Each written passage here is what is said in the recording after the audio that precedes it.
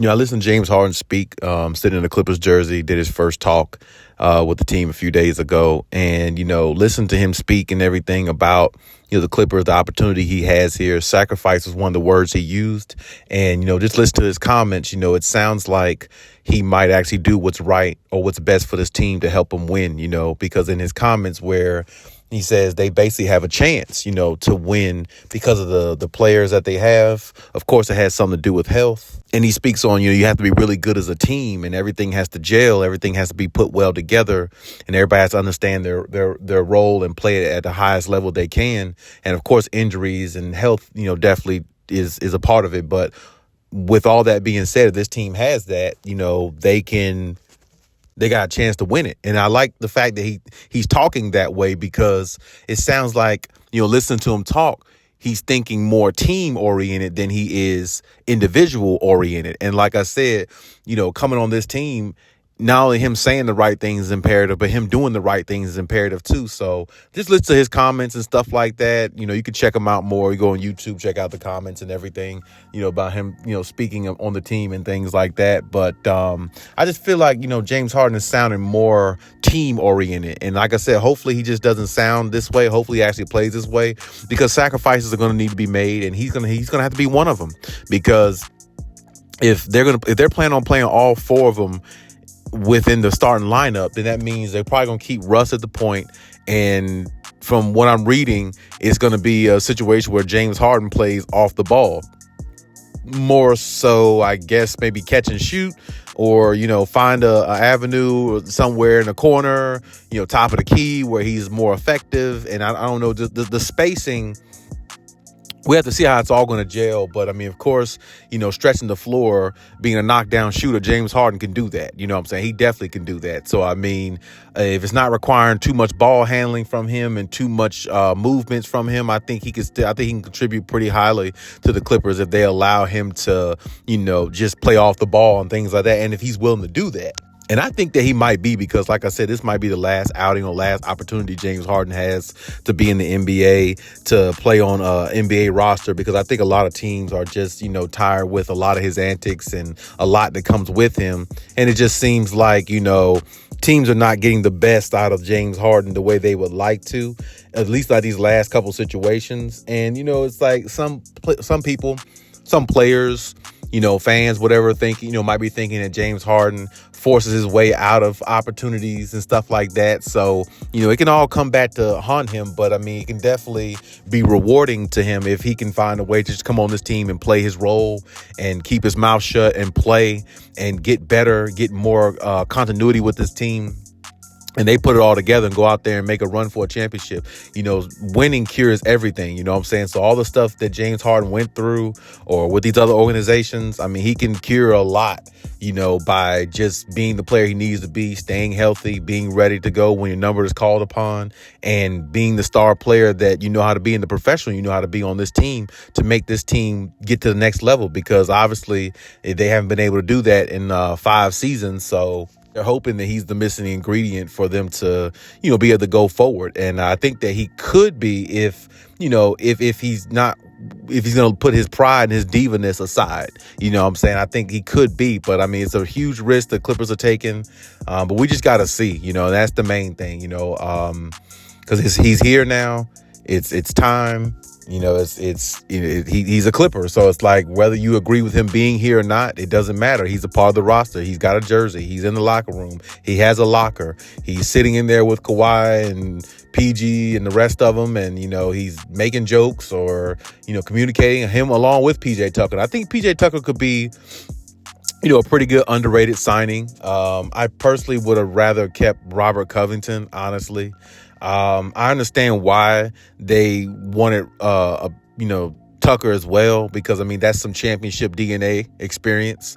But, Tucker's not as good as he was defensively to me a few years ago. I still think he's tough. But he's kind of like a Marcus Morris, kind of like what they already had. I don't know if he's an upgrade, past Marcus Morris, but I think they're pretty much on the same level. I do think that PJ Tucker plays defense a little bit better than Marcus Morris does now. I think Marcus Morris played defense better back, some years ago.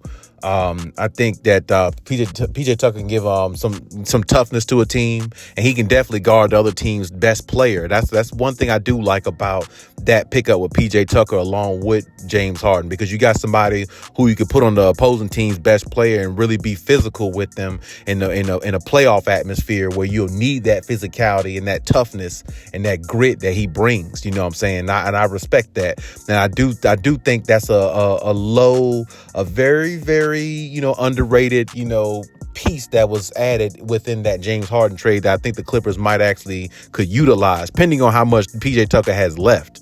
But he's going to have to knock down that corner three that he used to be pretty famous for knocking down in the corner, back in his younger days. But either way, he's still somebody that could bring some value to this team. So either way, like I said, looking at the situation, James Harden, I really hope that he does sacrifice for this team, because this is the opportunity. This is the last opportunity I think he might actually get at not only,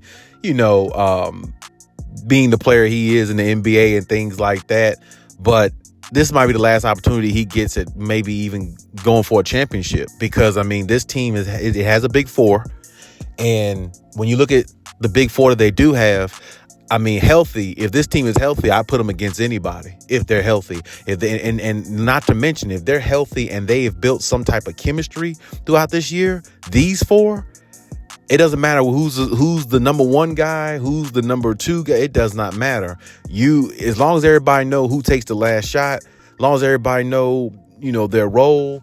Any one of these guys, especially, Harden, PG and Kawhi, they can definitely take the last shot of a game and you feel comfortable with the outcome, because all of them have been big time scorers, knockdown shooters in their career and still are. So, you got guys who can go off at any point in time. We seen James Harden last year, a couple games in the playoffs, had a couple 40-point games. So, it's like, you got guys who could really put the ball in the basket now. And with Russ running around, being physical, playing, his very hardest, playing his very best, and he's knocking down threes somewhat, at least for now. That's a good sign for the Clippers. Hopefully that continues. But the Clippers definitely got a chance. Like James Harden said, they definitely got a chance, depending on health and everything, with all this talent they have on this roster. I just hope that they're not too top heavy, because it's like, yeah, Robert Covington, he might not have been the greatest of shooters, but he can knock down, big threes. You trade away, Nicholas Batum, that's another guy, I think that was just, very valuable, knock down big shots. You count on him knocking down big shots, playing defense. Like I said, they lost some valuable pieces to me, but they still have valuable pieces. They still got Norman Powell. He can go out there. He's a bucket anytime. He can get 20, 25 points off the bench if you give him the opportunity any night of the week. Terrence Mann will be coming back. And you got some other decent pieces on the bench, but they have to really just try to find a way to compartmentalize and put it all together. And their five position is going to be one of their weak points, I think, because like if they have to go against a Jokic or somebody like that, they really don't have anybody that can even remotely come close to what Jokic can do. And I understand a lot of people can't guard Jokic in the league, but it'd be different like if they had like a another big man, like hypothetically, like Anthony Davis or somebody. If Anthony Davis was healthy, if they had somebody like that who can kind of counteract what Jokic does scoring wise, I think it would really help. But that five position might be one of their weakest points. But they're strong in every other area. So that actually might make up for a little bit of that weak point they have there in regards to the five position being able to counteract what somebody like Jokic would do, or like somebody like even somebody like Lauri Markkanen, like even on the Utah Jazz, like sometimes they switch and put him on in the five position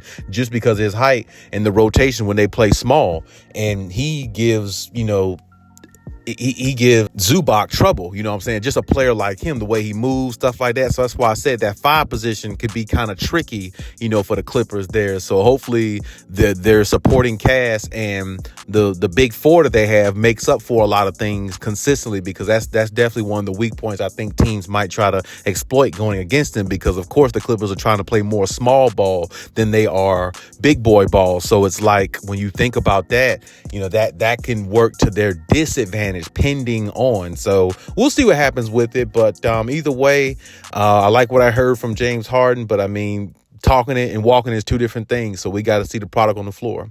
But here's my take on everything. Leave any comments and we'll talk about it.